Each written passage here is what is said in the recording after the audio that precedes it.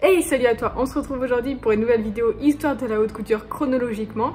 Aujourd'hui, on se retrouve pour Jacques Fass et sache que d'ailleurs, je fais des vidéos Histoire de la haute couture chronologiquement le mercredi, que le vendredi, eh bien, c'est une vidéo sur l'histoire de ma marque, les valeurs, etc., les behind the scenes.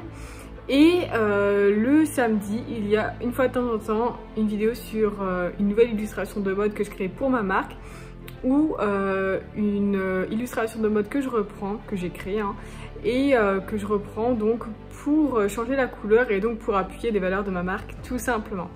Et bien c'est parti. Donc Jacques Fass, il est né en 1912 à Paris. Il faut savoir que son père est agent d'assurance et ça, au niveau du côté artistique, il y a du côté maternel tout simplement.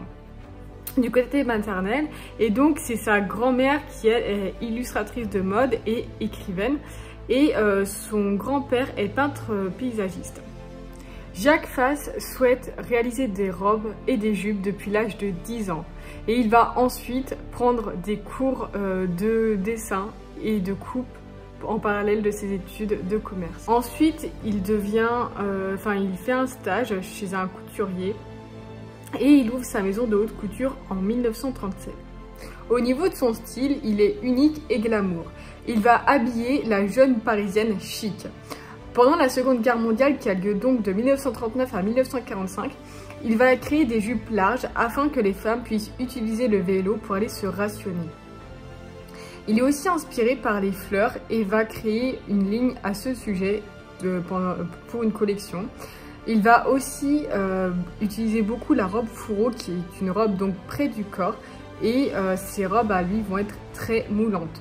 On peut donc supposer que c'était en maille, puisqu'on sait que la maille prend facilement les formes du corps et moule le corps. Les robes de Jacques Fass sont composées d'ornements qui sont souvent asymétriques et aussi de nœuds. Il faut savoir qu'il va draper beaucoup de robes sur mannequins vivants donc, et il va aussi associer des couleurs innovantes entre elles.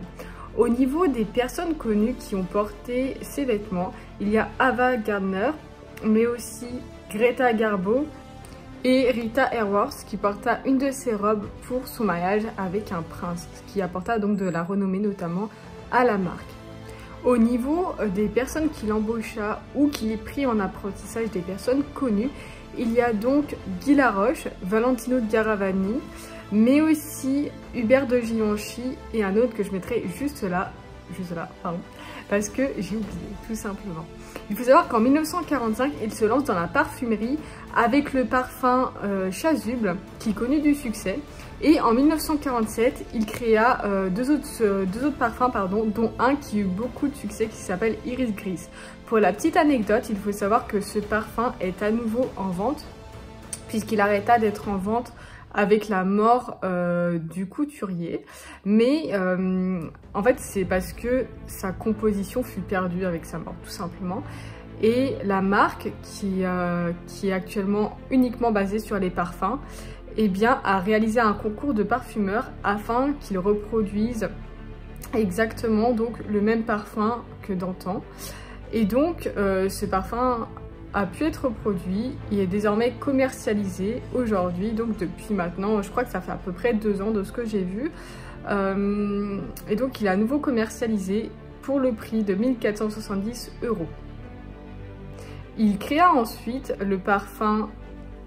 Le parfum prit donc le nom de l'Iris de Fass pour montrer qu'en fait, il a été changé un petit peu quand même, mais de manière très légère, comme je disais, puisque le concours a eu pour but d'élire les personnes qui ont réussi à reproduire le parfum à l'identique, donc voilà. Ensuite, il y a eu donc la création du parfum Green Water, et il y a eu aussi la création ensuite la renommée de Jacques Fass jusqu'à New York. Donc en fait, c'est vraiment la période où il a commencé à être connu grâce à ses parfums notamment. Il faut savoir que c'est aussi dans cette période où Christian Dior a une très grande renommée et donne les lettres d'or à la haute couture. Il va alors être très stimulé par ce concurrent qui va signer très souvent des licences avec d'autres, avec des fabricants, je suppose donc, Donc voilà, donc au final d'autres fabricants pourront fabriquer les vêtements de Christian Dior et les vendre surtout.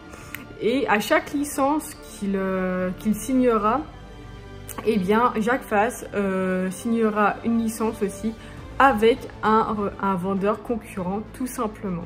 Il faut savoir qu'il va créer ensuite en 1950 la collection de Lys qui va s'inspirer donc des fleurs et il va en faire donc pas mal de jupes dont les coupes s'inspireront des fleurs.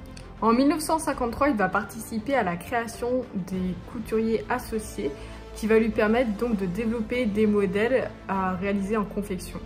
Il va notamment se faire remarquer pour la réalisation de bas luxueux. En 1957, il va lancer la ligne Jacques Fass University, qui est une ligne de prêt-à-porter comprenant des jupes et des robes, mais au bout de 2 saisons, ça va s'arrêter tout simplement. Et il va décéder pendant son succès en 1954 d'une leucémie. Il faut savoir que sa femme va reprendre ensuite pendant 3 ans jusqu'en 1957 et qu'ensuite ça va fermer. Suite à cela, il y a pas mal de rachats apparemment. Mais je n'ai pas trouvé grand chose de très concret. Il va y avoir un nouveau défilé puisque j'en ai vu notamment sur YouTube. Mais voilà, pas grand chose de plus, on va dire rien de très convaincant sur le long terme. Par contre, il va y avoir donc la fabrication de parfums qui va être reprise comme je le disais précédemment avec donc le parfum l'Iris de Fass qui va revenir d'actualité et puis aussi en fait toute une gamme de parfums tout simplement en vente sur le site officiel. Donc voilà, au final la marque perdure grâce aux parfums actuellement et donc depuis plusieurs années, mais je n'ai pas trouvé à partir de quand la parfumerie a repris tout simplement. Voilà, et bien j'espère que cette vidéo Histoire de la haute couture t'a plu. Tu peux dès à présent t'abonner pour retrouver toujours ce style de vidéo donc le mercredi. Et en ce qui concerne le vendredi, et bien c'est une vidéo concernant ma marque. Et le samedi, et bien c'est il y a une fois de temps en temps une illustration de mode sur l'histoire, pardon pas sur l'histoire de la haute couture, non, une illustration de mode pour ma marque tout simplement que je crée. Donc voilà, tu peux désormais liker la vidéo, mettre un commentaire si ça t'a plu. Et puis moi je te dis à vendredi pour une nouvelle vidéo. Bye!